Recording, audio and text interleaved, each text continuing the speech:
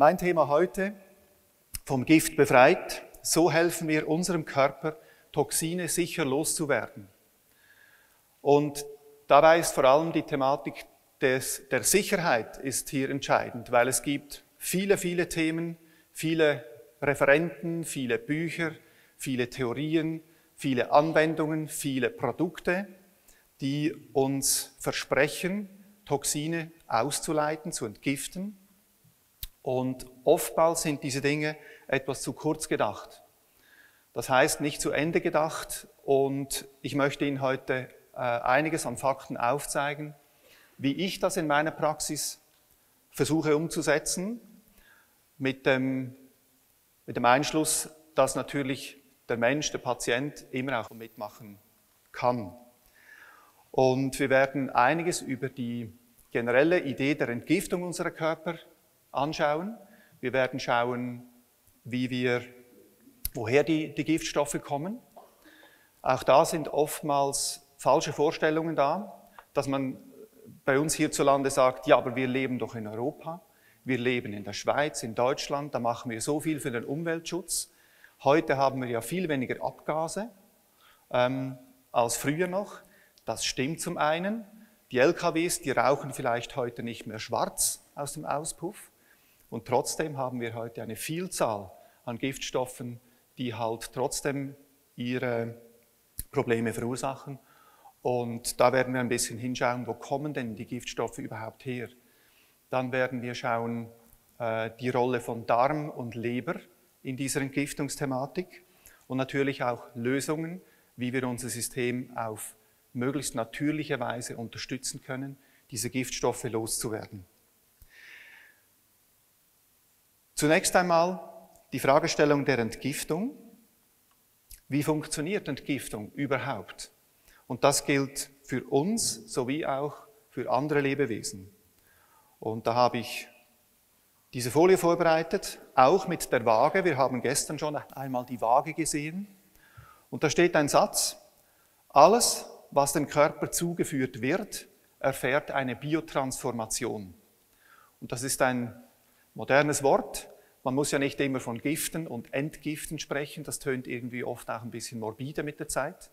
Also sprechen wir heute einmal auch von der Biotransformation. Das heißt die Umwandlung von Stoffen, die aufgenommen werden.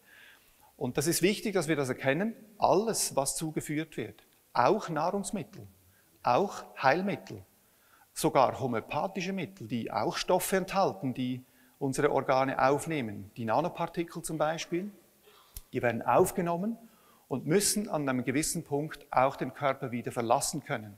Oder die Abbaustoffe davon. Und das nennt man heutzutage auch Biotransformation. Generell hat die Natur alles eingerichtet.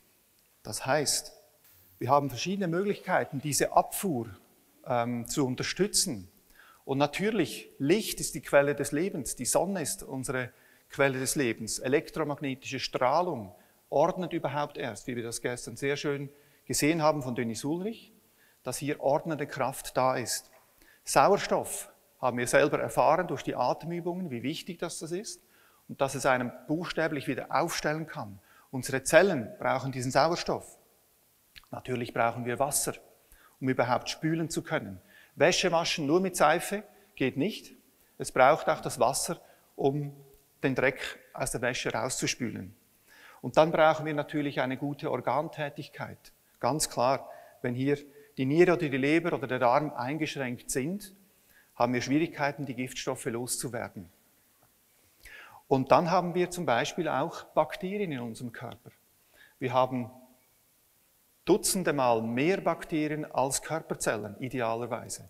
Und diese Bakterien helfen uns durch Vitaminproduktion, durch Enzymproduktion, durch Hilfsstoffproduktion, speziell im Darm. Das ist eine chemische Fabrik, die ganz viele Stoffe bereitstellt. Also Stuhlgang ist etwas wirklich Magisches, buchstäblich. Da stecken ganz viele Möglichkeiten drin, wie diese Mitarbeiter von uns, diese Bakterien, uns in dieser Arbeit unterstützen können. Unsere Organe produzieren Hormone, die sind ganz wichtig. Ohne Schilddrüsenhormone zum Beispiel, ohne Nebennierenrindenhormone Ist eine Entgiftung schwer möglich? Ist überhaupt eine Verdauung schwer möglich? Und je schlechter wir verdauen, umso mehr Giftstoffe werden im Darm produziert und können sich dementsprechend auch ablagern in unserem Körper. Und dann haben wir all die Hilfestellungen der Natur, die Nährstoffe aus der Ernährung, verschiedene Heilmittel und natürlich auch Bewegung. Also alles ist eingerichtet von der Natur und wir haben heute die Situation, dass wir eben nicht mehr natürlich leben. Mobilfunk ist eine mögliche Quelle der Verschmutzung, verschiedenste Gifte sind eine andere Quelle. Und je weniger vital unsere Körper und unsere Zellen sind, umso mehr fangen wir an zu verschlacken innerlich. Und zur Zufuhr noch, da haben wir verschiedenste Möglichkeiten. Wir haben zum Beispiel Stoffwechselschlacken, die entstehen. Das ist alles noch im natürlichen Bereich. Wir haben vielleicht Nahrungsmittel, die nicht vollständig gut aufgespalten werden können. Wir haben eben, wie gesagt, Heilmittel, die wir zum Teil auch wieder entgiften müssen. Aber was wir eben angefangen haben, insbesondere durch die Industrialisierung, ist, dass wir jede Menge an Schwermetallen, an verschiedenen Umweltgiften zugeführt haben. Elektrosmog, diverse Stressfaktoren. Und hier kommt auch die Wissenschaft immer mehr zu dem Punkt, dass emotionaler Stress, schlechte Gedanken, unschöne Gefühle, dass die genauso zu dieser Reduktion der Lebenskraft beitragen und auch buchstäblich vergiften.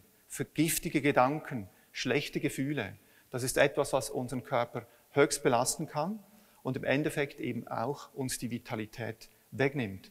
Und dann haben wir das große Thema der Medikamente, Stoffe, die wir uns zufügen.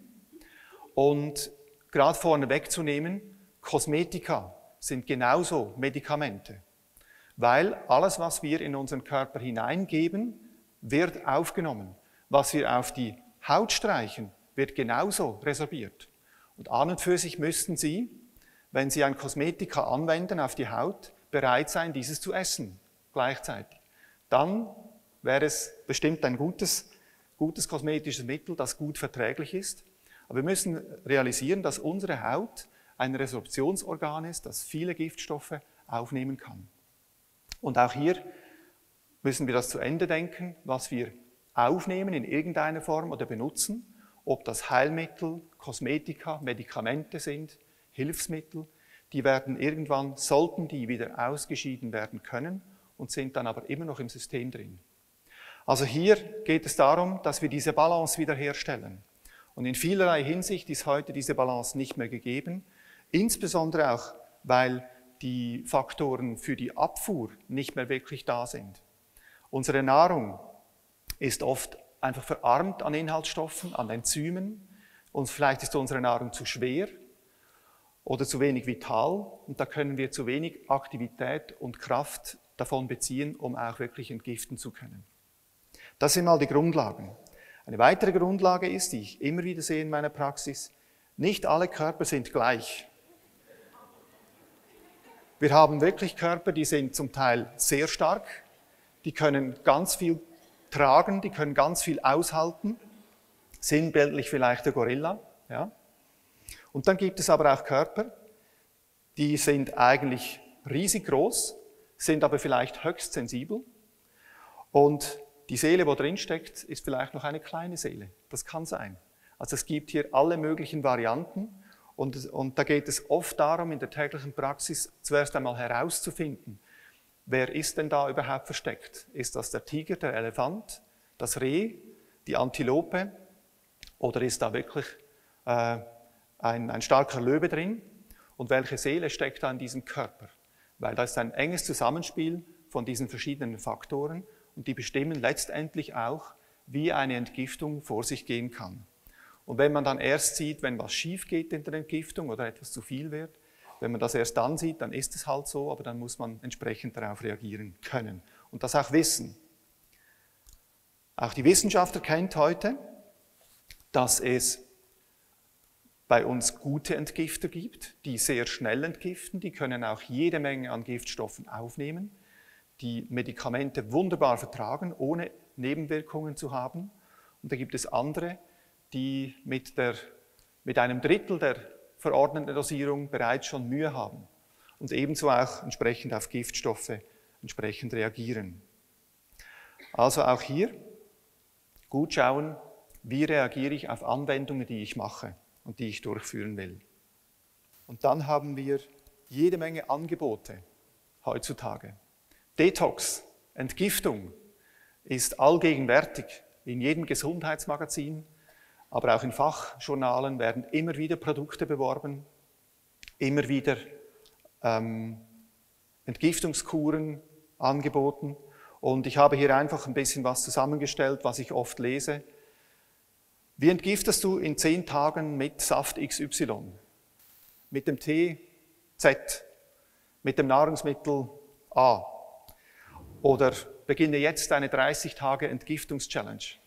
Das sind so übliche Aussagen, die implizieren, dass man schnell einmal das machen könne und dann ist man entgiftet. Das kommt ein Stück weit auch von früher. Früher haben wir ja nicht diese Entgiftungskuren gehabt, sondern wir haben gefastet. Und das Fasten war dazu gedacht, dass man mindestens einmal im Jahr dem Körper eine Pause gibt und aufhört, ihm, ich sage mal, energiereiche, fettreiche, schwere Nahrung zu geben, sondern ihm ermöglicht, einmal die Organe frei zu waschen. Das war das Fasten. Und das ist heute auch, je länger je mehr, wieder im Kommen, oft aber auch umstritten. Genau aus dem Grund, weil unsere Körper dann mit den frei gewordenen Giftstoffen nicht mehr klarkommen. Insbesondere, wenn sie keine Unterstützung bekommen. Und wenn ich nur ein Wasserfasten mache, nur ein Saft- oder Teefasten, dann kann das durchaus zu wenig sein. Je nachdem, was alles mobilisiert wird.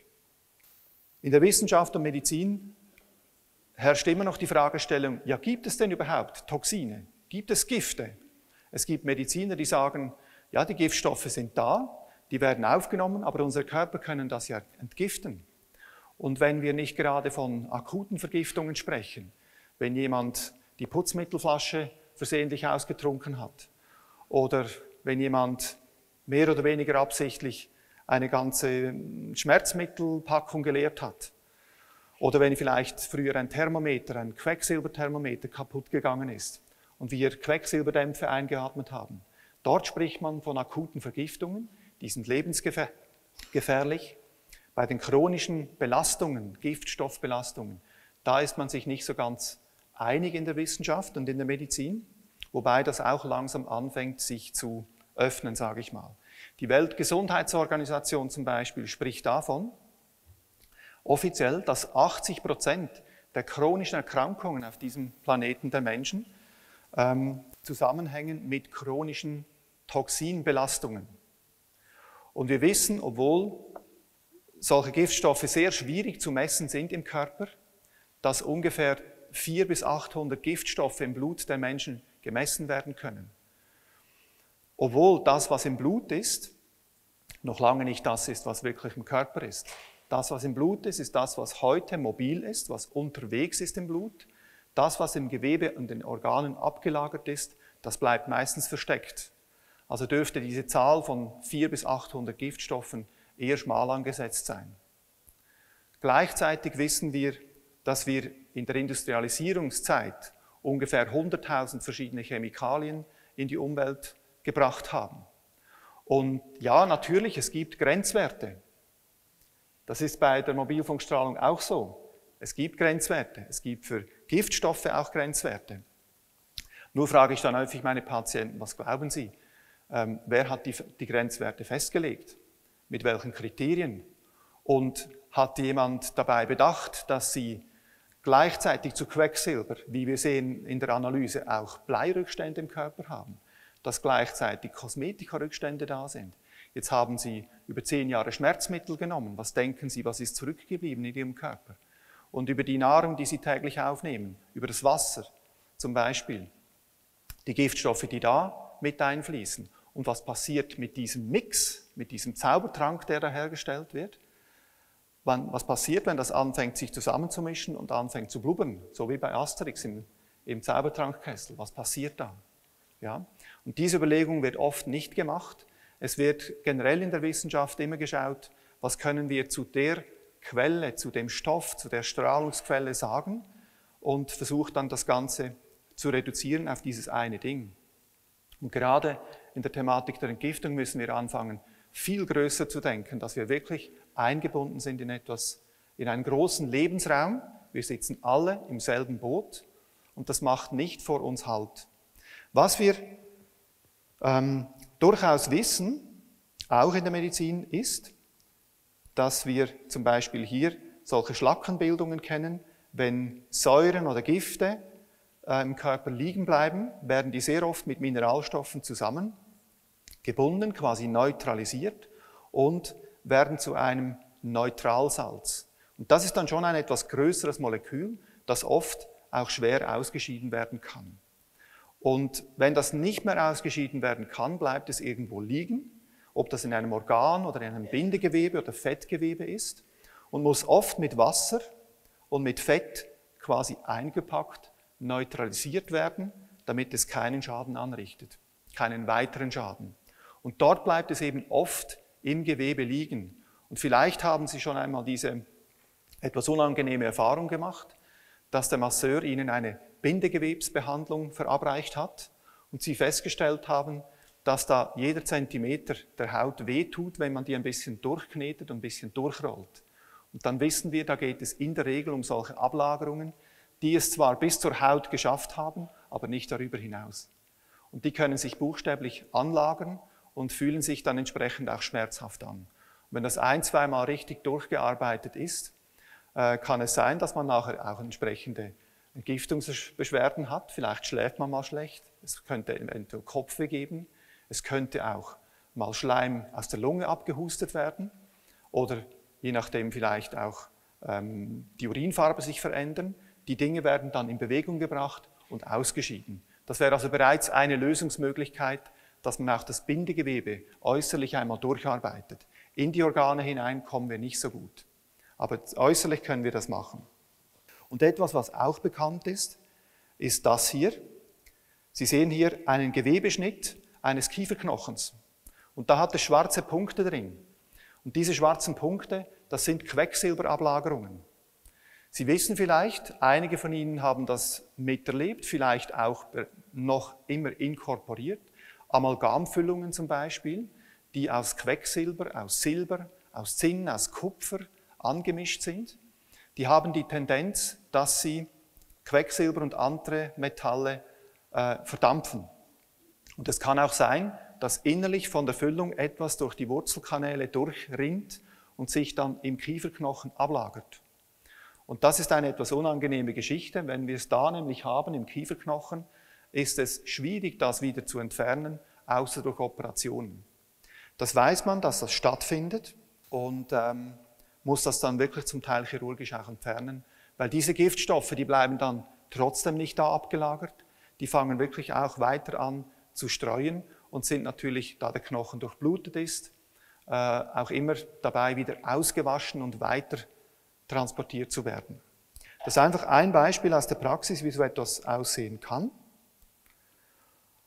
Gut, dementsprechend müssen wir erkennen, Entgiftung ist ein großes Wort, das kann man nicht mit einer Schlagzeile einfach so abtun. Das hat wenig damit zu tun, eine 30-Tages-Challenge zu machen oder einfach mal zu fasten, sondern heute sehen wir uns relativ komplexen Herausforderungen gestellt, wie wir diese Giftstoffe tatsächlich aus unseren Körpern herausbringen. Und da gibt es eigentlich 4 Worte, die ich hier anstrenge dazu. Wir müssen fähig sein, die Giftstoffe zu lösen aus dem Gewebe, aus den Organen, wenn sie fest abgelagert sind. Denken wir an den Kieferknochen. Dann ist es wichtig, dass die Toxine nicht einfach frei herumschwimmen, weil wenn sie mal gelöst sind, ins Blut gehen, können sie übers nächste Eck wieder reinkommen und lagern sich einfach an einem neuen Ort ab. Das heißt, wir machen hier einen Giftstofftourismus im Körper. Das hilft nicht wirklich. Dementsprechend sollten Giftstoffe gebunden werden können im Körper. Und dann müssen sie bewegt werden, dass sie letztendlich auch wirklich zum Ausscheidungsorgan, zur Körperöffnung gelangen. Und eine Körperöffnung, wo entgiftet werden kann, kann auch das Ohr sein. Ich habe oft beobachtet, wenn ich stärker entgiftet habe, dass ich zum Beispiel deutlich mehr Ohrenschmalz bekommen habe. Dass auch diese Körperöffnung genutzt wird, um Giftstoffe loszuwerden. Und letztendlich eben das Ausscheiden. Und wenn wir diese 4 Schritte entsprechend überbrücken können, egal welche Toxine sich im Körper befinden, dann haben wir die Möglichkeit, dass wir Toxine wirklich loswerden und nicht einfach nur umlagern und hin und her schieben. Es gibt einige Fachbegriffe, die wir vielleicht klären können. Man spricht von körpereigenen Giftstoffen. Das ist das, was ich Ihnen am Anfang erzählt habe. So wäre das eigentlich von der Natur angedacht. Dass Nebenprodukte aus dem Stoffwechsel, Nebenprodukte aus Verdauung, aus Organfunktionen oder vielleicht auch aus Entzündungen, die müssen irgendwann abgebaut werden, damit das System sauber bleibt. Dann haben wir die Hormone, die Enzyme, die Hilfsstoffe, die unsere Organe und Zellen produzieren. Selbst Antioxidantien müssen abgebaut werden. B-Vitamine, die von der Darmflora produziert werden, die werden irgendwann verbraucht und abgebaut. Adrenalin als Hormon. Ich werde heute nach dem Vortrag wahrscheinlich ein paar Adrenalinmoleküle abzubauen haben. Das ist ganz normal, das muss irgendwann abgebaut werden, weil sonst können sie sich anlagern und schädlich werden.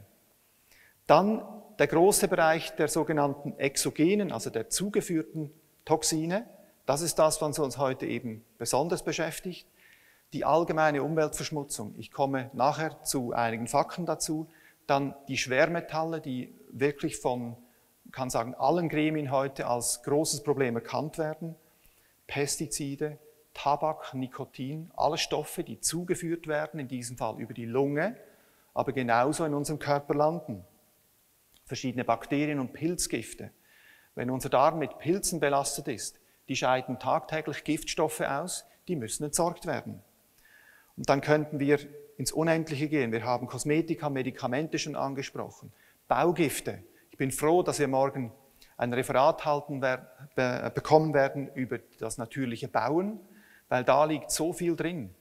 Wenn wir die modernen Bauarten anschauen, mit so viel chemischen Produkten, das fängt zu äußerst bei den Farben an, bei den Putzen und so weiter, bei den ganzen Lösungsmitteln, die da gebraucht werden, Dichtungen, Weichmacher in Dichtungen, Dämmmaterialien, die oft über Jahre oder Jahrzehnte abgasen, Formaldehyd, Konservierungsmittel abgasen, Möbel, die gekauft werden, Billigmöbel, die mit verleimten Holzplatten gemacht sind. Dieses Möbel hier, das gibt keine Giftstoffe frei, das ist reines Holz. Aber da müssen wir wirklich auch sehr, sehr aufpassen. Da hilft oft das Lüften durch die Wohnung nicht unbedingt, weil ein solch billiges Möbel kann über Jahre Giftstoffe abgasen, die wir letztendlich alle wieder über die Lunge aufnehmen und die auch wieder entgiftet werden muss. Also da geht es unendlich weiter. Etwas, was wir nicht unterschätzen dürfen, sind auch die Nahrungsmittelzusatzstoffe. Wenn wir Nahrungsmittel essen, die vorbehandelt sind, konserviert sind, haltbar gemacht sind, dann hat das oft eine riesige Liste von sogenannten E-Nummern drin. Das sind oft auch chemische Verbindungen. Zum Teil sind sie natürlicher Art, aber sehr oft auch chemisch, toxisch und die müssen abgebaut werden. Also schauen wir doch bitte, dass wir hier unseren Körpern einfach nicht zu viel zumuten. Und wir können wie beim Elektrosmog zu Hause jede Menge tun, um eben unsere Körper nicht noch mehr zu belasten und ihnen noch mehr Aufgaben zu geben. Und dann müssen wir unbedingt von den sogenannten neuen Umwelttoxinen sprechen, die modernen, ganz modernen Verschmutzungen. Wir haben jede Menge schon gehört davon in den letzten Tagen. Hier geht es natürlich primär um die Mikrowellenstrahlung, um den Elektrosmog, der unsere Zellen schwächt und zusätzlich die Entgiftung verlangsamen kann, weil Elektrosmog uns auch wirklich Vitalstoffe wegfrisst. Und wir haben bereits schon über Gedanken und Gefühle gesprochen. Was auch nicht zu unterschätzen ist in der heutigen Zeit, ist die Lärmbelastung, Schallbelastung. Wenn wir in bevölkerungsreichen Regionen oder Städten leben, Infraschall von Windrädern zum Beispiel wird komplett unterschätzt. Da gibt es weiterhin Studien oder schon länger Studien, die das belegen, dass in Gebieten, gerade in Deutschland zum Beispiel, wo viele Windräder stehen und die Bevölkerungsdichte da ist, dass da große Probleme entstehen können mit Schädigungen des Nervensystems und der Mitochondrien und der Energie. Auch da müssen wir aufpassen und wachsam sein. Zum Beispiel gerade in der Schweiz sind jetzt große Bestrebungen im Eifer der Energiewende, uns mit Windanlagen zu versorgen, die höchst uneffizient sind und eben große Belastungen mit sich bringen können. Und diese Dinge, die Stressbelastungen, die Lichtbelastungen, die physikalischen Belastungen, die sind eigentlich Kotoxine, also nicht Giftstoffe an sich, es sind physikalische Toxine, aber Giftstoffe, die oft Probleme machen können, indem sie zusammen mit anderen Stoffen zusammenwirken. Sogenannte Kotoxine. Und das wird zum Glück heute auch wirklich mitbedacht. Viele Referenten, Autoren, Buchautoren sprechen heute über diesen Zusammenhang der Kotoxine. Ich habe es angetönt, wir sitzen alle im selben Boot. Und hier ist eine Grafik, die uns zeigt, dass wir auch im Westen, wenn wir sogenannt viel Umweltschutz betreiben und viel auf die Umwelt achten, dass wir keineswegs irgendwo gefeit sind, in dieser ganzen Toxinflut besser dazustehen als jemand, der in einem Drittweltland lebt. Und hier sehen wir, wie die Flüsse weltweit verschmutzt sind. Und selbstverständlich gerade dort, wo viel Landwirtschaft betrieben wird, mit den vielen Giften, die dort eingesetzt werden, von Kunstdüngern über Spritzmittel und so weiter, dort, wo viel Industrie stattfindet, in den bevölkerungsreichen Gebieten, und da gehört Europa nun mal dazu, jedes Land in Europa, dort haben wir eine hohe Dichte an Giftstoffen, zum Beispiel im Wasser. Dasselbe gilt für die Luft. Das sieht vielleicht in Alaska noch etwas anders aus. Dort ist einfach die Verschmutzung noch nicht so weit fortgeschritten. Aber selbst wenn wir ganz viel tun für unsere Umwelt, und das tun wir, so gut wir können, ist einfach die Thematik da, dass wir wirklich alle im selben Boot sitzen. Wir trinken immer wieder vom selben Wasser. Und es kann durchaus sein, dass wir das Badewasser, das wir vor einem Jahr benutzt haben, heute zu uns nehmen als Trinkwasser. Wir sitzen alle im selben Boot. Das muss uns wirklich bewusst werden. Und deshalb ist es eben ein Trugschluss, wenn man sagt, ja, wir im Westen, wir schauen doch zur Umwelt. Das ist nicht ganz richtig, in dem Sinne, dass halt alles immer wieder zu uns zurückkommt. Ein Beispiel aktuell aus der Schweizer Presse, aus der Tageszeitung Blick: Verstümmeln Pestizide unsere Kinder. Es wurde festgestellt, dass mit zunehmendem Pestizidgehalt in den Gewässern der Schweiz und im Süden Deutschlands wieder vermehrt diese sogenannten Dysmelien aufgetreten sind. Dysmelien sind Missbildungen, die man früher gekannt hat von dem Contergan-Skandal. Einige nicken, ich sehe, Sie sind sich dessen bewusst. Contergan, ein Medikament, das in den 60er Jahren bei schwangeren Frauen eingesetzt wurde, um die Übelkeit zu bekämpfen, Schwangerschaftsübelkeit. Und was man aber dann gesehen hat, dass viele Kinder zur Welt gekommen sind mit verstümmelten Gliedmaßen, mit kurzen Armen, missgebildeten Händen, und hat dann festgestellt, dass dieses Contergan eben der Grund war. Und heute stellt man fest, in den Regionen, wo die Belastung durch Pestizide und Agrochemikalien in Gewässern hoch ist, dass dementsprechend auch das Auftreten dieser Dysmelien prozentual häufiger wieder vorkommt. Also das passiert wirklich vor unserer Haustür, in unseren Familien. Muss man sich gewahr werden. Wir haben ein großes Thema Plastik. Werden wir auch heute viel davon hören von einer Spezialistin. Was aber jetzt neu ins Bewusstsein kommt, ist, dass die Schadstoffbelastung im Plastik selber, im Mikroplastik, der vielleicht in den Böden, im Schlick, in den Gewässern und so weiter abgelagert ist, dass dieser Mikroplastik sehr viele Giftstoffe aufsaugt und bei sich behält. Und das ist ein Problem. Mikroplastik entsteht ja, wenn größere Plastikteile sich immer mehr auflösen und kleiner werden und irgendwann mikroskopisch klein sind. Und wenn verschiedene Giftstoffe wie Schwermetalle zum Beispiel an diesem Mikroplastik gehalten werden, dann wird es schwierig. Weil wie können wir aus dem Boden Mikroplastikteile mit vielen Schwermetallen dran wieder herausfiltern? Also da muss noch einiges passieren in der Erkenntnis, wie wir mit diesen Dingen umzugehen haben. Kleine Plastikteilchen sind um ca. 3 bis 4 Mal stärker belastet als schon das ohnehin kontaminierte Sediment in Flüssen. Das wurde hier von der HAW Hamburg festgestellt, bereits schon 2016. Ein anderes Thema, kurz darauf hinzuweisen, Zigarettenstummel. Einer der häufigsten achtlos weggeworfenen Gegenstände auf der Welt. Mit über 5000 Giftstoffen und nicht abbaubarem Kunststoff. Also was wir uns hier selber als Raucher zuführen würden, wenn wir denn rauchen würden, ist schon beachtlich. 5000 Giftstoffe. Und das bleibt natürlich zum Teil in den Filtern hängen. Und wie oft sehen wir auf der Straße, dass jemand die Scheibe runterkurbelt und schnell eine Kippe wegwirft. Das landet alles wieder in der Umwelt. Und letztendlich finden wir dann bei jeder dritten untersuchten Meeresschildkröte Rückstände von diesen Stoffen im Körper. Ein einzig weggeworfener Zigarettenstummel kann bis zu 40 Liter Grundwasser verseuchen. Immer wieder daran denken bitte, Wasser kommt immer wieder zu uns zurück. Luft auch. Ich habe bereits schon die Schwermetalle angesprochen gehabt. Ein Beispiel, was bei uns im Westen sehr aktuell ist, sind die Amalgamfüllungen. Diese schwarzen, quecksilberhaltigen Füllungen, die wir hier sehen, die bestehen zum Teil aus Quecksilber, aus Silber, aus Zinn, aus verschiedenen Metallen, die die Tendenz haben zu verdampfen, besonders wenn darauf gekaut wird.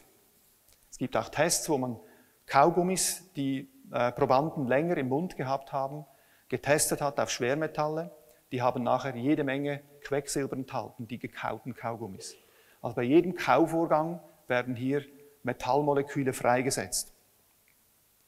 Und wie ich schon gesagt habe, Schwermetalle sind eigentlich wirklich erkannt worden, dass sie ein großes Problem darstellen. Eine weitere Karte, die wir hier sehen, unseres Planeten, und die sieht ein bisschen anders aus. Also dort, wo entsorgt wird, dort, wo wirklich weniger geschaut wird auf die Umwelt, wo die Abfälle des Westens hingelangen und rezykliert werden, dort finden wir auch höchste Belastungen an Schwermetallen. Aber auch hier ist es so, was in der Luft, im Wasser, im Boden ist, kommt irgendwann zu uns zurück. Und der Green Cross Umweltgiftreport 2016 sagt, die gefährlichsten Umweltgifte, die am meisten Schaden anrichten, sind Blei, Quecksilber, 3- und 6-wertiges Chrom, dann die Radionuklide, also die radioaktiven Stoffe, Pestizide und neu wurde Cadmium hinzugefügt.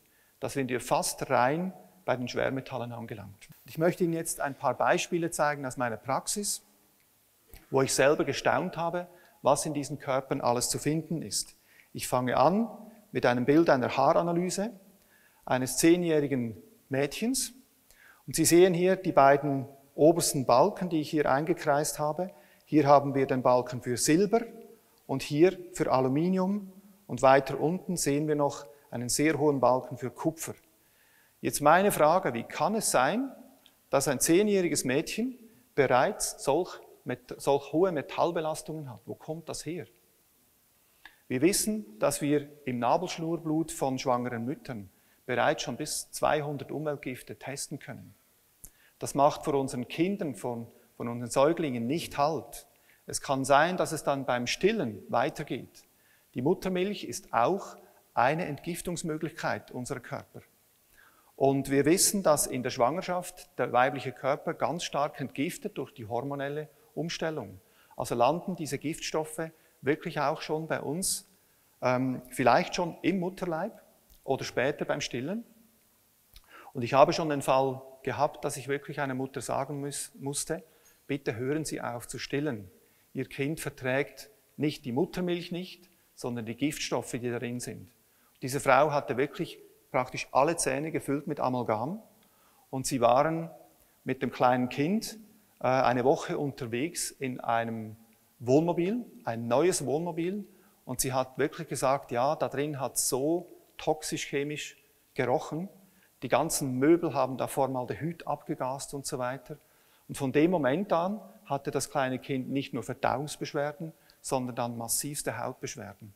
Und als wir dann angefangen haben zu entgiften bei diesem Säugling und die Muttermilch abgestellt war, hat das dann gebessert.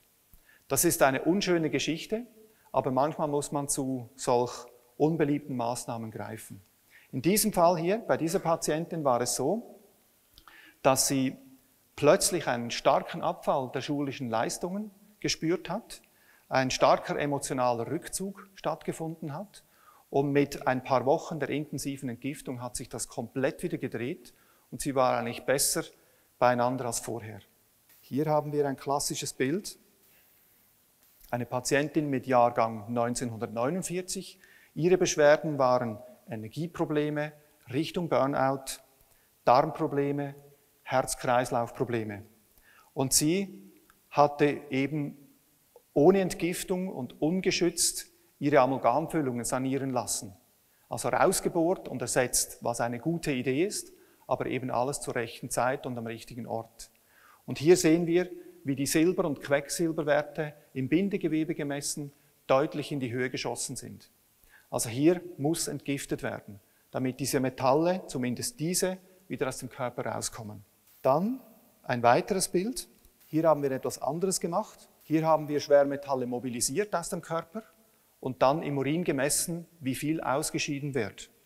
Und das ist eine Patientin, die hatte in ihren Anfangs 20er Jahren bei einem Zahnarzt gearbeitet und musste damals ohne Schutz, das heißt ohne Mundschutz und mit der Haut, mit den Händen Amalgam ankneten. Das heißt, sie hat über die Dämpfe und über die Haut hat sie pures Quecksilber dauerhaft aufgenommen.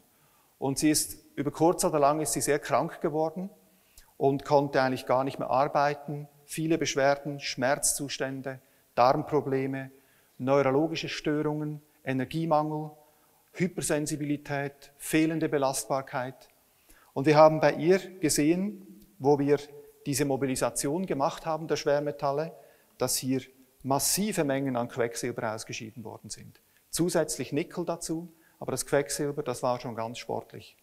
Und über die 2-3 Jahre, wo wir jetzt das angedacht haben mit der Entgiftung, wird sie je länger stärker und je länger belastbarer und auch emotional deutlich stabiler.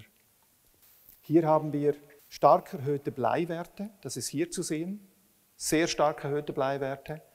Diese Frau hatte in ihren Zähnen hier Wurzelbehandlungen drin.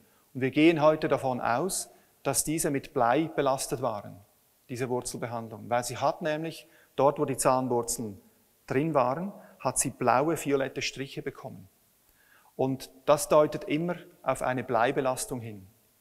Und da mussten wir auch entgiften, Blei konkret ausleiten und die Symptome der Schlaflosigkeit, der Immunsystemstörungen, der psychischen Instabilität und des Energiemangels sind sehr, sehr schnell zurückgegangen.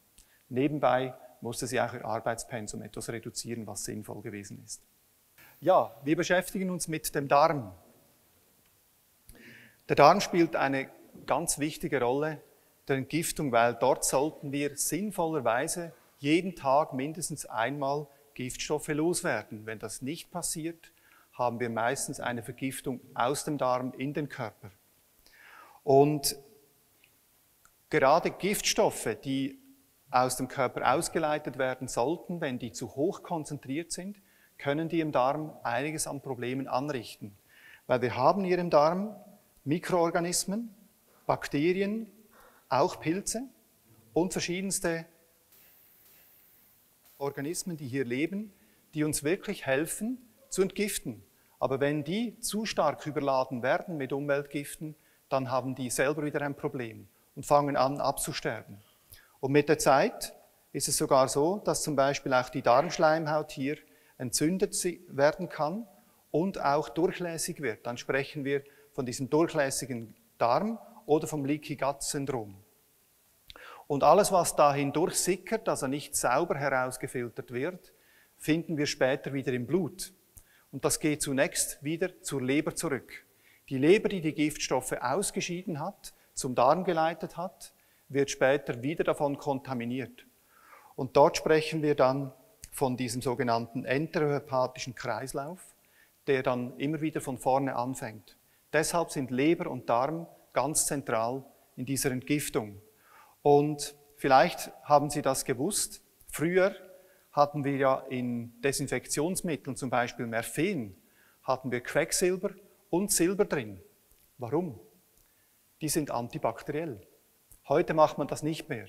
Aber früher hat man mit Quecksilber Infektionen behandelt, wobei dann immer fraglich war, an was die Patienten letztendlich gestorben sind. Aber letztendlich ist es so, dass gerade Schwermetalle wirklich antibakteriell wirken. Und antibakteriell kann auch heißen, dass unsere guten Bakterien wie durch ein Antibiotika im Darm abgetötet werden und diese Schutzschicht über die Darmschleimhaut immer mehr abnimmt. Und irgendwann haben dann auch die Giftstoffe tatsächlich die Darmschleimhaut erreicht und sind dann schnell wieder im Blut drin. Also auch da ist es ganz wichtig, dass wir schauen, die Stuhltätigkeit, die Darmtätigkeit und die Ausscheidung zu optimieren mit faserreichen Produkten. Es geht halt nicht, wenn wir nur Weißbrot und süßen Brotaufstrich und vielleicht Dosennahrung zu uns nehmen, fettigen Fastfood und kaum Fasern zu uns nehmen. Das wird dann einfach zu wenig durchgeputzt und bleibt oft im Darm hängen, wobei auch da in dieser Nahrungsaufnahme oft viele Giftstoffe drin sind. Also auch hier ganz wichtig, der Darm muss durchgeputzt werden und muss regelmäßig ausscheiden können. Je weniger lang die Giftstoffe da drin bleiben, umso besser. Und hier vielleicht auch noch ein Hinweis darauf. Wir sehen hier eine Grafik aus den USA. Glyphosat ist ein Totalherbizid, also ein Unkrautvernichtungsmittel, das insbesondere bei gentechnisch veränderten Kulturen eingesetzt wird. Und hier hat man zwei Kurven aufgezeichnet. Die gelben Balken zeigen uns die Anzahl der Diagnosen von Zöliakie, das heißt von stark allergischen, entzündlichen Darmerkrankungen, die insbesondere mit dem Konsum von Gluten oder Getreiden zusammenhängen. Und die schwarze Kurve ist die Menge an Glyphosat von diesem Spritzmittel, das ausgebracht wurde in den USA. Und hier sehen wir zumindest eine ganz auffällige Parallele zwischen diesen beiden Kurven, dass auch hier die Giftstoffe wahrscheinlich eine Schädigung der Darmschleimhaut oder des Immunsystems hervorgerufen haben und entsprechend zu Diagnosen oder Hospitalisationen in den USA geführt haben. Dann kommen wir zur Leber. Zeichen für eine überlastete Leber. Der eine oder die andere wird sich vielleicht auf dieser Liste wiederfinden. Chronische Müdigkeit. Ich möchte dazu sagen, all diese Symptome sind nicht einfach nur auf eine überlastete Leber zurückzuführen. Natürlich nicht.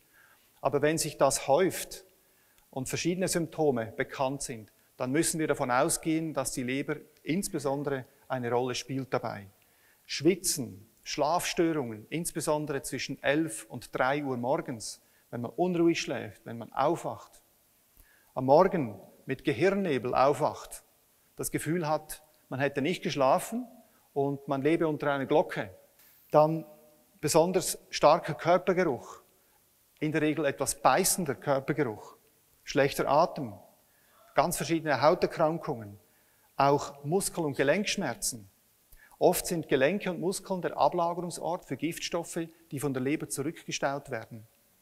Dunkler Urin und insbesondere auch die heute auf den Autobahnen und Straßen der Welt zu sehenden Emotionen wie Frustration, Ärger, Groll oder Zorn, die sich gerne in der geschützten Atmosphäre eines Autos entladen können und nach außen projizieren, wenn die Lichthupe oder die Signalhupe ertönt. Das kann also durchaus sein, dass auch solche Emotionen stark auf eine belastete Leber hindeuten. Und das bessert sich, wenn man hier ein bisschen Abhilfe schaffen kann. Ich habe diesen enterohepatischen Kreislauf angesprochen, was hier passiert zwischen Darm und Leber.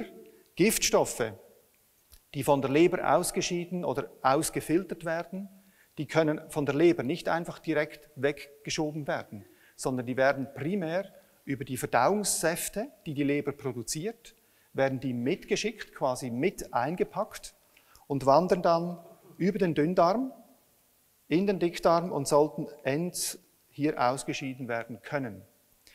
Wir haben aber hier, besonders am Ende des Dünndarmes, eine Zone, wo ganz viele Stoffe aufgenommen werden. Zum Beispiel die Nährstoffe aus der Nahrung, die sollten ja da zur Leber kommen, die sollten da reingehen. Und die Gallensäuren, die werden dort auch zurückgeholt. Das ist also ein Abschnitt im Darm, der höchst resorptiv ist. Und wenn da besonders viele Giftstoffe vorbeikommen, die vorher von der Leber ausgeschüttet worden sind, werden auch die sehr gerne wieder zurückresorbiert und gehen vorne raus bei der Leber, kommen hinter wieder rein. Und so können wir wunderbar ein toxisches Karussell organisieren, wenn wir diese Giftstoffe nicht abbinden im Darm und sicher zur Ausleitung bringen. Die Leber ist ein Wunderorgan und sie ist übersät mit kleinen und kleinsten Kanälen. In jeder Zelle, Leberzelle, werden hier Verdauungssäfte produziert. Und all diese Säfte und auch die Giftstoffe, die dort ausgefiltert werden und dann über die Leber ausgeschieden werden sollten, die kommen von den kleinsten Kanälen immer wieder in größere Drainagegebiete, bis sie letztendlich dann in den großen Kanälen hier landen, in der Gallenblase landen und wenn Verdauung benötigt ist, Verdauungssäfte, werden diese ausgeschieden, zusammen mit den Toxinen.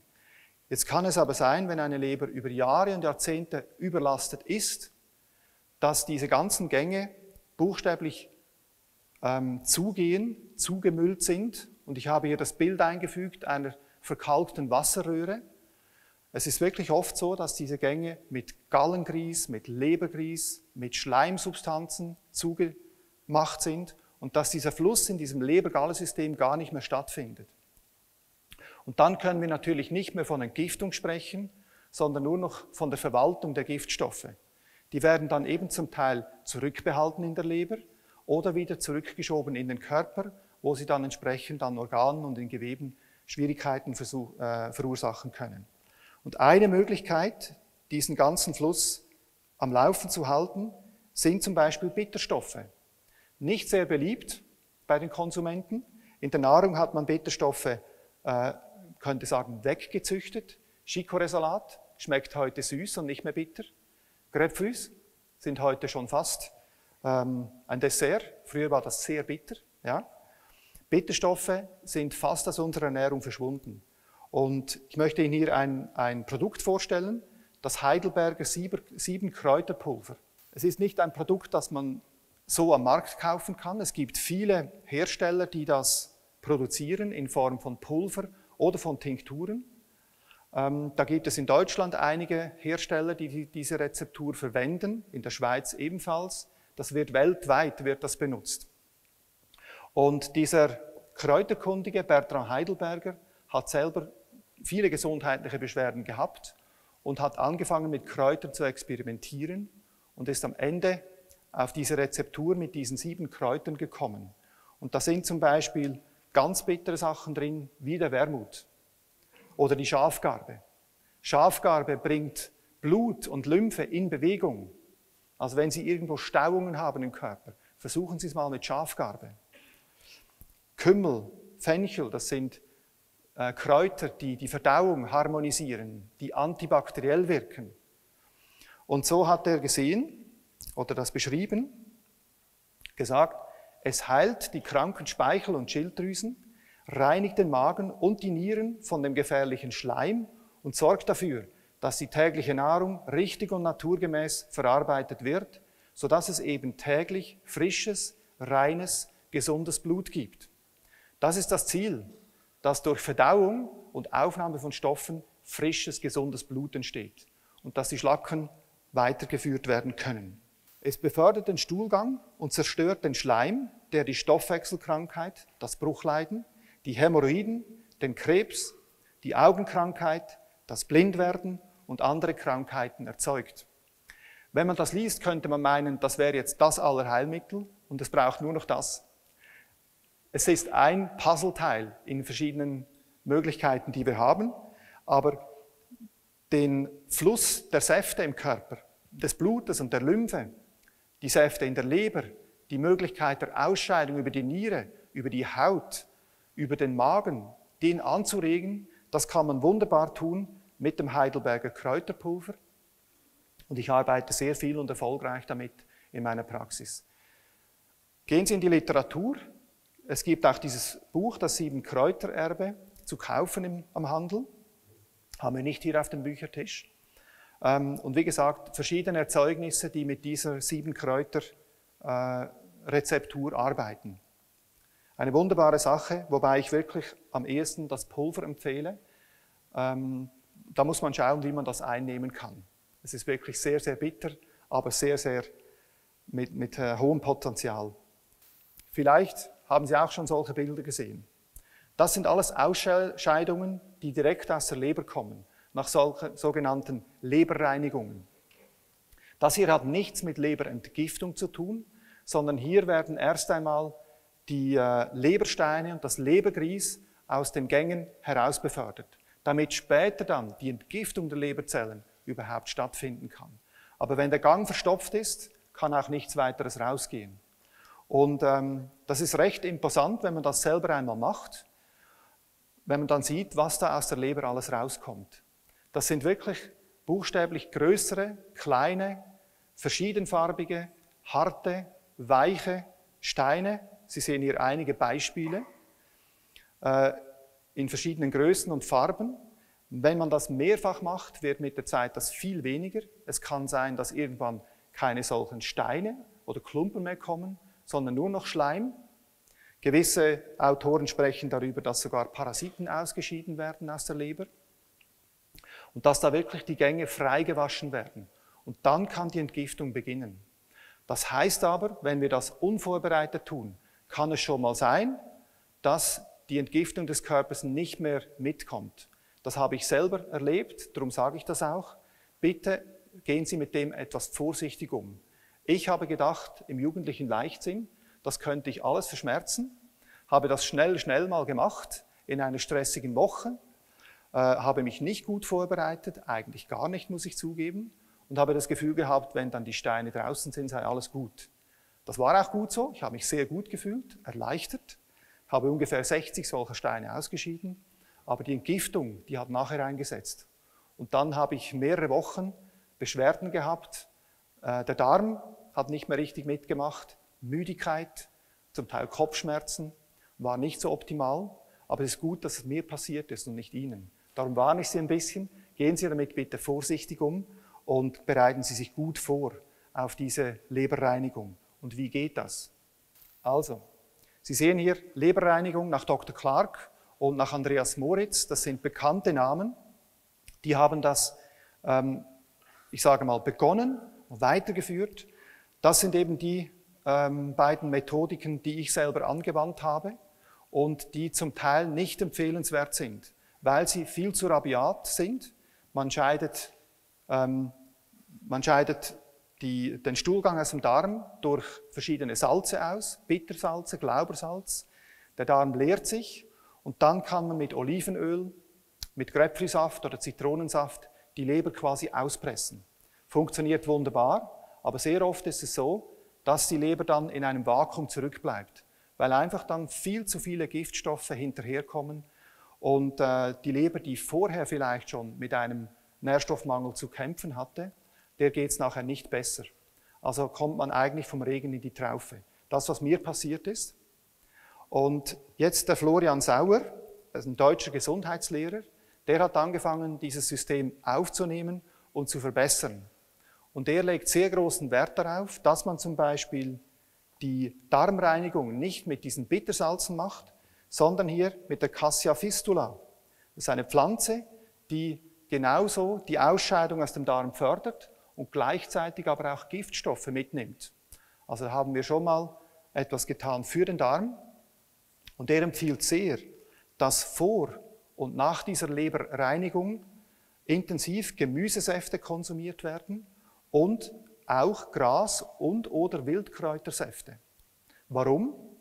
Weil diese Nahrungsmittel sehr viele Mineralstoffe enthalten, sehr viele Enzyme enthalten, die wir letztendlich brauchen, um die Giftstoffe nach der Reinigung aus der Leber herauszuholen, zu binden, zu neutralisieren und tatsächlich auch auszuscheiden. Sie können sich vielleicht an das Bild erinnern vom Anfang: lösen, binden, transportieren, ausscheiden. Und ich empfehle meinen Patienten heute nur noch diese Anwendung nach Florian Sauer zu machen. Wir haben auf dem Büchertisch diese DVD zu kaufen. Dort bekommen Sie alle Informationen, die Sie brauchen, um diese Leberreinigung sicher und gut durchzuführen. Es gibt bestimmte Pflanzen, die insbesondere für die Leber sehr hilfreich sind, um eben den Mineralstoff- und Enzymgehalt in der Leber zu erhöhen. Wichtig dabei ist, dass Sie, wenn Sie Gemüse entsaften, dass Sie einen langsamen Entsafter kaufen, der maximal 80 Umdrehungen pro Minute aufbringt. Es gibt auch Entsafter, die mit Zentrifugalkraft arbeiten, die haben dann bis zu 15.000 Umdrehungen. Das heißt, die Möhre oder die Rande oder der Salat, den Sie durchlassen, der wird massiv erhitzt und dadurch gehen wieder Nährstoffe kaputt. Das ist recht uneffizient und macht jede Menge Lärm in der Küche. Und die langsamen Saftpressen, die machen das viel, viel schonender und die Nährstoffe werden erhalten. Und wir machen es ja wegen den Nährstoffen.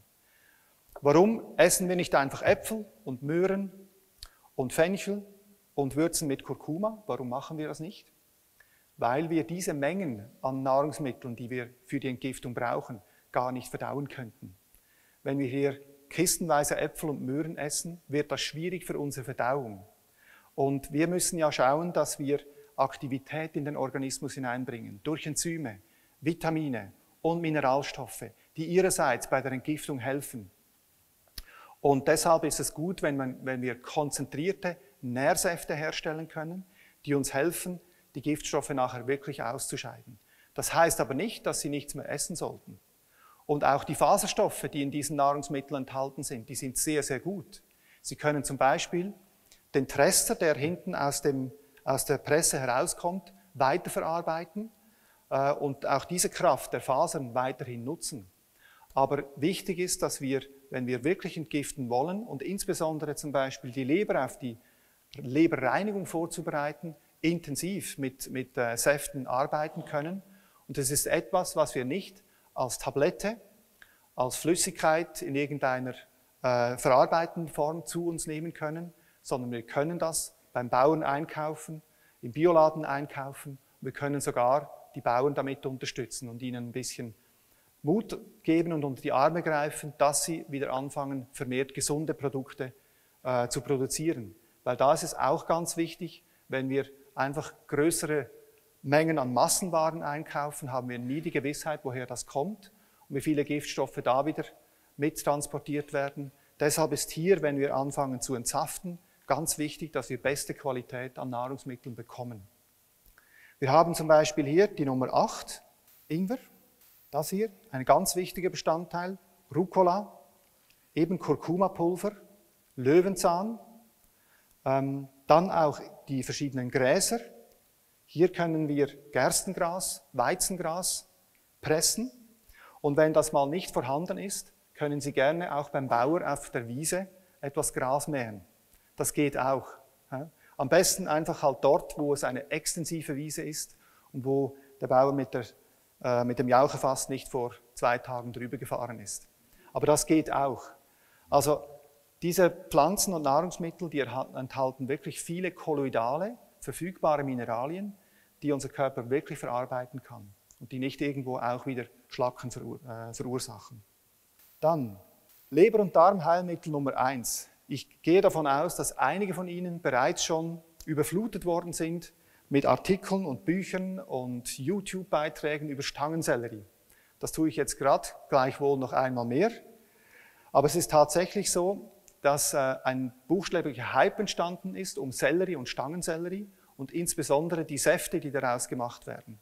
Und es ist tatsächlich so, dass dieser Stangensellerie ein ganz wichtiges Heilmittel ist, gerade in der Leberreinigung, gerade vor einer solchen Leberreinigung und nachher, weil bekannt geworden ist, dass dieser Stangensellerie enorm viele verschiedene Natriumsalze enthält, sogenannte Clustersalze, die fähig sind, Giftstoffe schon mal einzusammeln und zu binden und gleichzeitig auch die Zellwände zu schützen, antibakteriell zu wirken und vor allem auch die Gallensalze, die Gallensäuren und die Magensäureproduktion anzuregen. Alles, was wir brauchen für eine gesunde Verdauung und für die Reinigung der Schleimhäute. Man sagt auch, Stangensellerie senkt die Leberhitze. Also eine überhitzte, gestaute, toxische Leber kann dadurch schnell entlastet werden. Und Der sogenannte Schleim, der sich oft in den Organen ablagert, der eben auch von Bertrand Heidelberger erwähnt wurde, der wird mit Stangensellerie gut ausgeschieden. Also diese Mineralsalze, die binden Giftstoffe an sich, können sogar Gallensteile verkleinern und weiten die Leber-Gallengänge auf, damit diese zugeklebten Wasserröhren wieder durchlaufen können.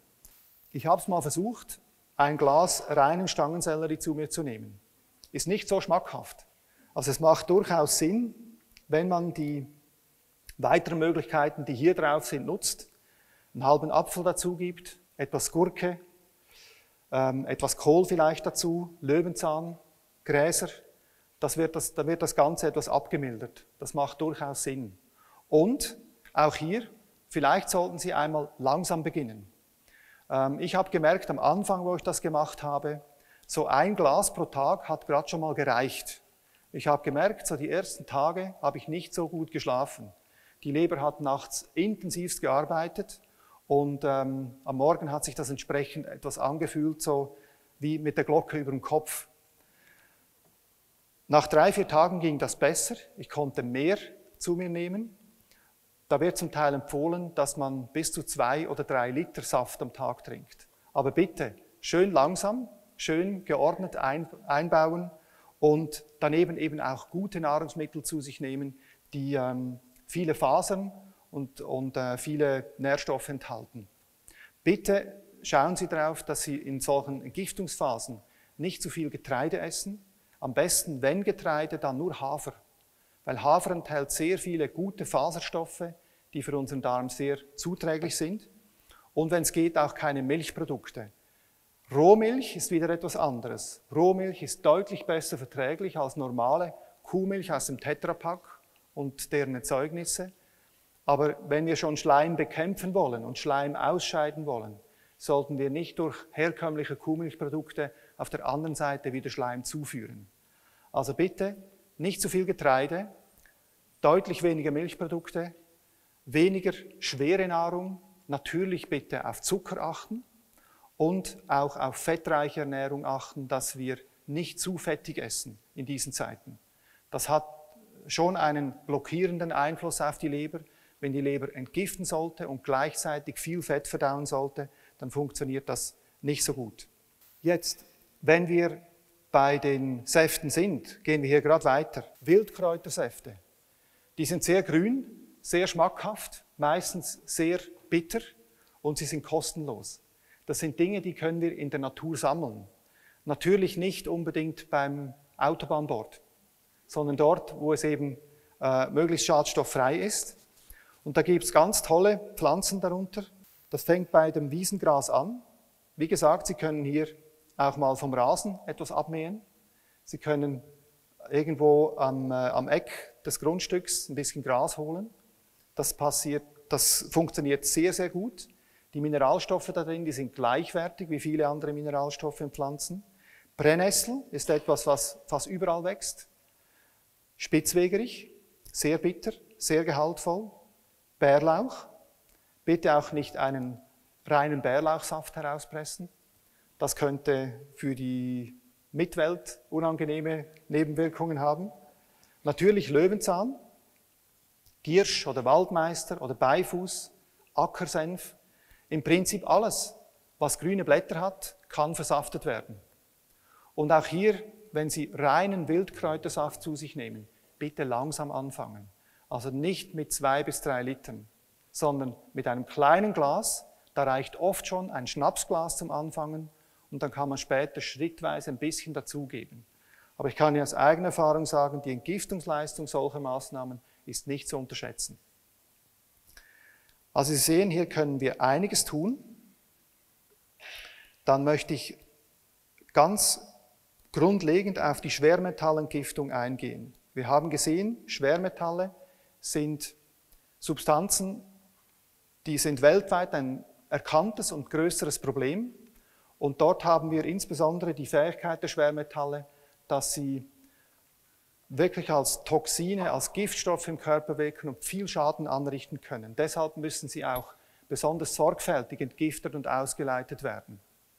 Und hier gibt es eine Geschichte, die ich ansprechen möchte. Ich nehme an, Sie haben schon davon gehört, dass mit Algenprodukten Schwermetalle entgiftet werden können. Das wird seit Jahrzehnten so gemacht und das wird auch so kommuniziert. Und es ist tatsächlich so, dass Algenprodukte wie zum Beispiel Chlorella oder Spirulina oder Dulcealgen, dass diese Algen tatsächlich Quecksilber, Blei, Cadmium und so weiter an sich binden. Aber wo passiert das denn? Und das ist jetzt der große Punkt. Es passiert primär im Darm. Mit Algen können wir primär den Darm entgiften oder die Giftstoffe, die in den Darm hineingeleitet werden. Was machen wir mit den Giftstoffen, die in der Leber sind? Die Algen kommen nicht bis dorthin. Die müssen also zuerst mobilisiert werden und müssen im Darm angereichert werden und dann können sie dort von Algen abgebunden werden. Das ist eine wichtige Erkenntnis, weil ganz pauschal wird dann meist gesagt, mit Algen können Sie entgiften. Ja, das ist richtig. Die Frage ist, wo können Sie mit Algen entgiften? Und hier ist zum Beispiel die Kombination von Gemüsesäften, von Wildkräutersäften, von verschiedenen Tees, die Giftstoffe im Körper lösen, mit Heidelberger Kräuterpulver, das uns helfen kann, die Giftstoffe zu transportieren, und dann mit Algen, die fähig sind, im Darm die Giftstoffe zu binden, dass sie nicht wieder zurück zur Leber gelangen und ausgeschieden werden können. Dort kann man die Algen sehr gut einsetzen. Also bitte, wenn es heißt, Algen entgiften, stimmt das, aber mit der großen Einschränkung, dass es primär im Darm stattfindet. Dasselbe gilt für den Zeolit. Zeolit ist ein Gesteinsmehl, Vulkangesteinsmehl. Das tut im Prinzip genau das Gleiche. Diese Gerüststruktur des Zeolit bindet wunderbar Giftstoffe verschiedener Art in unserem Darm. Auch Bakteriengifte werden dort abgebunden. Parasitengifte werden abgebunden. Schimmelpilzgifte genauso. Aber eben nur im Darm, weil Zeolit wird nicht aufgenommen in den Körper. Und deshalb müssen wir trotzdem schauen, wie wir die Giftstoffe in den Darm bekommen und dort sicher abbinden. Oft werden Algen und Zeolit auch eingesetzt bei Darmbeschwerden, wo die Darmschleimhaut vielleicht geschädigt, entzündet ist, belastet ist. Dort kann man wunderbar diese beiden Substanzen einbauen, um die Darmschleimhaut von den Toxinen zu befreien und dann den Darm zu beruhigen. Zeolit wurde auch in Tschernobyl angewendet, um die radioaktiv belasteten Helfer vor Ort, die dort aufgeräumt haben, wieder zu entgiften. Also hier besteht auch für die Zukunft eine Möglichkeit, Radioaktivität zu binden und zu entgiften. Und dann haben wir noch den berühmten Koriander. Auch das ist ein Thema, das in den Medien und in vielen Büchern und Vorträgen immer wieder besprochen wird. Koriander hat die Fähigkeit, Giftstoffe aus den Zellen herauszuholen. Da wären wir also praktisch beim Mobilisieren angelangt. Nur macht es keinen Sinn, wenn unser Körper schon Entgiftungsbeschwerden hat, der Darm vielleicht nicht beieinander ist und der Giftstoffpegel wissentlich im Körper schon hoch angelegt ist, dass wir noch mehr Giftstoffe aus den Zellen mobilisieren. Es würde daher mehr Sinn machen, zunächst einmal den Darm zu entlasten, die Leber zu entgiften und nachher erst mit Koriander anzufangen zu arbeiten. Weil erst dann können dann die Toxinreserven, die irgendwo im Körper, in den Gelenken, in der Muskulatur, in den Schleimhäuten, im Hirn sind, dann können diese Giftstoffe mobilisiert werden und später auch wieder abgebunden werden. Nicht umsonst heißt es im Volksmund, Koriander ist das Schwindelkraut. Ja? Es gibt viele Patienten, die das schon probiert haben, das ist auch ein bisschen das Maß der Dinge. Wenn sie zu viel Koriander nehmen, bekommen sie meistens komische Gefühle im Kopf, Gehirnnebel, leichter Schwindel, dann wissen sie, das war zu viel. Und dann muss besser vorgearbeitet werden, nachbearbeitet und der Darm und Leber muss besser vorbereitet werden auf die Entgiftung. Also bitte auch hier nachsichtig sein, vorsichtig sein mit großen Koriandergaben. Es gibt hier Rezepte, wo man sagt, pro Tag eine Tasse voll Koriander einzunehmen. Ja, das kann funktionieren, wenn Sie ein schneller und guter Entgifter sind. Wenn Sie langsam entgiften, bitte vorsichtig. Das kann zu unangenehmen Nebenerscheinungen führen. Hier noch ein Einblick in meine praktische Arbeit. Ich arbeite oft auch mit sogenannten Chelatoren. Das sind schwefelhaltige organische Säuren, die sehr, sehr schön Metallionen, Schwermetalle aus dem Körper, aus den Zellen heraus mobilisieren. Und die haben interessante Namen. Zum Beispiel heißen die DMPS oder DMSA oder EDTA. Die haben aber alle das Gleiche gemeinsam. Man sollte die wirklich nur unter ärztlicher Aufsicht oder unter jemandem, der Erfahrung mit diesen Substanzen hat, einnehmen. Zumindest wenn man sie längerfristig einnimmt. Aber hier haben wir wirklich die Möglichkeit, größere Mengen an Schwermetallen aus dem Körper zu mobilisieren und wirklich loszuwerden. Und vor allem sicher loszuwerden. Und wenn Sie zum Beispiel Knoblauch essen, wenn Sie Bärlauch zu sich nehmen, wenn Sie Eier essen, dann haben Sie ebenfalls solche organischen Säuren und Aminosäuren drin, die das Gleiche im Prinzip tun können. Man muss einfach schauen, wie viel man davon verträgt und wie viel man essen kann. Auch wieder für die Mitwelt und Umwelt in dem Zusammenhang. Und wenn man aber wirklich toxische Probleme hat, nachgewiesenermaßen, kann es durchaus sinnvoll sein, ab einem gewissen Zeitpunkt mit solchen Chelatoren zu arbeiten und das mit Algen, Zeolit, mit Koriander zu ergänzen, um langfristig Toxine in größerer Menge ausscheiden zu können. Ich möchte kurz noch auf die Ernährung eingehen. Auch hier haben wir nebst den Säften natürlich viele, viele Möglichkeiten, unsere Körperzellen, unsere Mitochondrien, die so wichtig sind für die Entgiftung, aktiv zu halten.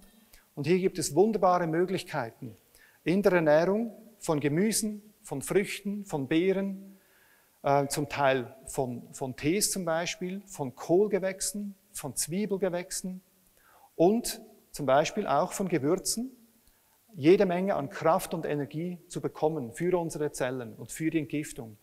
Die Inhaltsstoffe, die Farben, die Geschmäcker, die Geschmacksstoffe, die da drin sind, und die sind hier intensiv drin in diesen Nahrungsmitteln, die helfen sehr, sehr stark, die Zellen zu aktivieren und am Laufen zu halten.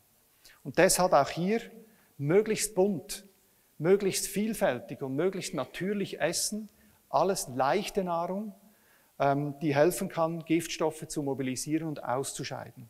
Und vor allem sind diese Farb- und Geschmacksstoffe sind Schutzstoffe für unsere Zellen, die unsere Zellmembran wieder abdichten können und die helfen können, aggressive Stoffe zu entschärfen. Also hier bitte auch nicht zu knapp. Ein kleines Beispiel hier, der Gelbwurz, die Kurkuma. Sie sehen hier eine Reihe von Möglichkeiten von Leberschutz, von Schutz vor Schwermetallbelastung, von Schutz bei Strahlenbelastung, von Schutz bei Entzündungen aller Art kann die Kurkuma enorme Hilfestellungen bieten. Dann vielleicht das Einfachste kommt am Schluss. Die Toxine müssen transportiert werden. Und wir können nicht erwarten, wenn wir einfach zu wenig Wasser trinken, über längere Zeit, dass unser Körper das ausscheiden können. Die Niere ist ein Hauptausscheidungsorgan, von der haben wir heute noch gar nicht gesprochen. Und dort geht es am schnellsten und direktesten. Wenn Toxine im Blut sind und in der Niere rausgefiltert werden, muss aber die Niere durchgespült werden. Denken wir ans Wäschewaschen. Nur mit Seife können Sie keine Wäsche waschen. Sie brauchen viel Wasser dazu. Und da gibt es eine Formel, wenn Sie pro Kilo Körpergewicht 40 Milliliter Wasser trinken und dazu aber auch etwas Salz dazu nehmen, gutes Natursalz, bitte kein Kochsalz, sondern wirklich ein natürliches Stein- oder Meersalz, dann helfen Sie unserem Körper und unserer Niere enorm, dass gespült werden kann. Unser Körper ist wirklich wie ein Aquarium. Und als Beispiel vielleicht hier, wenn Ihr Körper 60 Kilo auf die Waage bringt, dann wären das am Ende 2,4 Liter Wasser, die Sie benötigen, um Ihren Körper zu spülen. Bei 90 Kilo Körpergewicht sind es dann halt 3,6 Liter Wasser. Also die Aussage, dass man mindestens 1 oder 1,5 Liter Wasser pro Tag trinken sollte, können wir so nicht unbedingt stehen lassen. Es geht ja darum, wie groß unser Aquarium ist, ja, dass wir das auch spülen können. Mit etwas, was ich sehr häufig in der Praxis arbeite, ist dann eben auch das Ausscheiden über die Haut. Wir haben jetzt einiges gehört über das Lösen, über das Mobilisieren und das Transportieren von Schlacken und von Giftstoffen. Wir haben hier das Beispiel mit den Kräutertees, wir haben von den Säften gesprochen, von den verschiedenen Mobilisationsmöglichkeiten über sekundäre Pflanzenstoffe. Und dann muss aber immer noch ausgeschieden werden. Und wenn der Darm, die Leber, die Lunge, die Niere nicht mehr vollständig fähig sind oder überlastet sind auszuscheiden, dürfen wir die Haut nicht vergessen. Die Haut ist ein großes Ausscheidungsorgan, ist oft eingepackt in Kleidung, aber kann trotzdem ausscheiden. Nicht nur über das Schwitzen, sondern über der ganzen Fläche. Und wenn wir zum Beispiel mit Basenstoffen arbeiten, mit Basensalzbädern, dann haben wir eine tolle Möglichkeit, viele Schlacken und Säuren direkt aus unserem Körper schnell auszuleiten. Wobei beachtet werden muss, dass wirklich eine bestimmte Zeit eingehalten werden sollte. Es gibt auch Referenten und Autoren, die sagen, ja, wenn Sie viel Salz nehmen und 20 Minuten im Fußbad sind, dann reicht das. Meine Erfahrung ist da wesentlich anders. Ich empfehle den Patienten, möglichst 45 Minuten plus im Bad zu bleiben. Wann immer ich das mache, versuche ich 1,5 Stunden bis 2 Stunden drin zu bleiben. Geht wunderbar, wenn man einen Vortrag vorbereitet oder eine Tatortlänge plus die Tagesthemen vielleicht dazu. Das reicht dann schön aus und dann macht man es besser einmal in 2 Wochen als jeden Tag 10 Minuten. Dann haben Sie einen großen Effekt davon. Und einfach, da geht es auch darum, dass man die Möglichkeit ausnutzt, dass wir da auch die Haut als Ausscheidungsorgan benutzen können. Ich komme langsam zum Ende meiner Ausführungen. Ich möchte auf einen Punkt noch einmal hinweisen. Wir haben das am Anfang bereits schon gesagt. Wir hinterlassen in vielerlei Weise Fußspuren auf diesem Planeten. Und das hat mit unserer Lebensweise, mit unserer Geschwindigkeit, aber auch mit unserem fehlenden Bewusstsein für die Ganzheit zu tun. Und hier sprechen wir von dem sogenannten Country Overshoot Day. Das heißt, der Zeitpunkt im Jahr, wo das einzelne Land seine Ressourcen verbraucht hat. Kanada zum Beispiel ist am 13. März soweit. Dann sind die Ressourcen für das laufende Jahr aufgebraucht. Von da an lebt Kanada auf Pump. Die Schweiz ist am 28. April soweit, Venezuela am 7. Juli. Und nur Honduras schafft es, auf den 31. Dezember quasi Soll und Haben auszugleichen. Das ist ein Problem, weil wir sehen hier, wir beuten den Körper von Mutter Erde wirklich aus. Und wir überfordern damit unsere eigene Fähigkeit zu kompensieren. Und das führt zu Abbau. Was aber damit verbunden ist, ist der Grundgedanke der Entgiftung und der Zufuhr. Wenn wir so viel zuführen, dass wir am Schluss so viel zu entgiften haben und einen großen Aufwand betreiben müssen, um Giftstoffe wieder loszuwerden, und wenn sie dann aus dem Körper draußen sind, ist ja das Ganze nicht zu Ende gedacht. Was passiert nachher mit Quecksilber, welches wir dann glücklicherweise ausgeschieden haben? Was passiert mit den Pestizidrückständen, wenn wir sie ausgeschieden haben? Ja? Die sind weiterhin im Kreislauf. Das heißt, hier muss wirklich etwas passieren, dass wir eben anfangen, wirklich anders zu leben und den natürlichen Dingen, den natürlichen Baustoffen, natürlicher Kosmetika, natürlichen Nahrungsmitteln wieder den Vorrang geben und das weltweit. Wir müssen hier wirklich an einem Punkt anfangen und das fängt bei uns an, hier drin, das fängt bei jedem Einzelnen an. Und ich würde wirklich darum bitten, dass Sie auch dieses Bewusstsein mit den Menschen teilen. Oft denkt der Mensch nur für sich alleine und sagt, ja, wenn ich jetzt entgiftet bin, dann geht es mir gut. Aber wie ich vorhin sagte, es kann durchaus sein, dass wir unser eigenes Badewasser in 3-4 Jahren wieder trinken, geschweige denn, dass Sie meines trinken. Das ist so in der Natur vorgesehen, aber es sollte uns dahin führen, dass wir realisieren, es braucht mehr. Wir müssen weit, weit darüber hinausgehen, dass wir immer nur unser eigenes Wohlbefinden anschauen. Es geht hier um das Ganze. Es geht um Mutter Erde, es geht um das Universum. Und hier haben wir, wie wir gestern wunderbar gesehen haben im Vortrag von Dennis Ulrich, eine großartige Möglichkeit, wenn wir als Ganzes geschlossen in diesem Geist, in diesem Bewusstsein hinausgehen, diese Informationen physisch umsetzen. Aber ich erinnere gerne noch einmal an das Bild von dem Wasser, das wir letztes Jahr hier, man könnte sagen, mit kreiert haben, durch unsere Anstrengungen, durch unsere Gedanken, unsere positiven Gefühle, wo am Ende des Kongresses ein wunderbares Wasser sichtbar war mit einem hohen, hohen Informationsgehalt. Und das ist letztendlich Licht, das wir hinaustragen in die Welt und die Welt buchstäblich verändern. Und das ist es, was es hier braucht. Eigenentgiftung ist schön und gut, wir müssen aber weit darüber hinausgehen.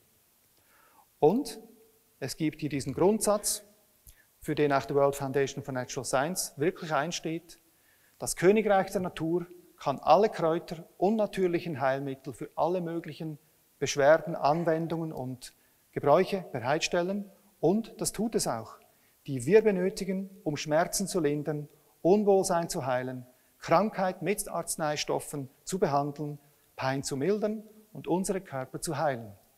Wobei die wahre Liebe das allerbeste Heilmittel und sogar die Vorbeugung von alledem ist. Und ich möchte mit diesem Satz mein Referat schließen und danke herzlich für Ihre Aufmerksamkeit.